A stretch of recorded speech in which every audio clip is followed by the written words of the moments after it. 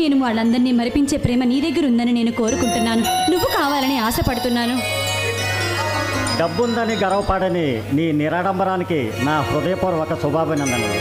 కుల మతాలకు అతీతంగా వ్యవహరించే నీ మేధస్కి నేనేమిచ్చి రుణం తీర్చుకోగలను? కులం, మతం అవి మన ప్రేమకు అడ్డుగోడలు కాకూడదు. దాన్ని నేను ఎప్పుడూ లెక్క చేయను. అది కేవలం మనిషి తన స్వార్థం కోసం సృష్టించిన అగాధం. ప్రేమ కులం లేదు, మతం లేదు. మనదంతా ఒకటే కులం, మానవ కులం. మనదంతా ఒకటే మతం, అభిమతం. శాంతి, నా జీవితానికి ఇంతకంటే కావాల్సిందేముంది? రేపే మన పెళ్ళికి ఏర్పాట్లు చేస్తాను. నా వాళ్ళు ఎటు రారు, నీ వాళ్ళు ఎటు నీకు లేరు.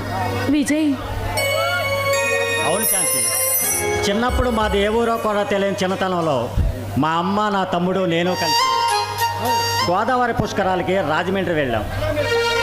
పుష్కర స్నానం కోసం దిగిన అమ్మ, తమ్ముడు గోదావరిలో కొట్టుకుపోయారు.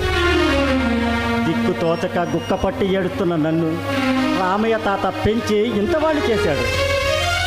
ప్రతి ఏటా నవంబర్ 25న వాళ్ళ పేరును తర్పణ వదిలి వస్తామే తప్ప అసలు వాళ్ళు బ్రతుకుంటే ఎక్కడ ఉన్నారో, ఎలా ఉన్నారో. విజయ్, అవును శాంతి, ఎవరూ లేని అనాథను పిల్లలని రామయ్య తాత పెంచి తను చాలించాడు. తల్లు ప్రేమ కరువైన నాకు నీ పరిచయంతో కాస్త ఊరట లభించింది. నా ఈ పల్లె నన్ను ఆదరించి ఆశ్రయించి నన్ను ఈ స్థితికి చేర్చింది. ఈ పల్లె మన పెళ్లి పందిరి, ఈ ప్రజలే మన పెళ్లి పెద్దలు. అలాగే విజయ్, నీ ఇష్టమే నా ఇష్టం.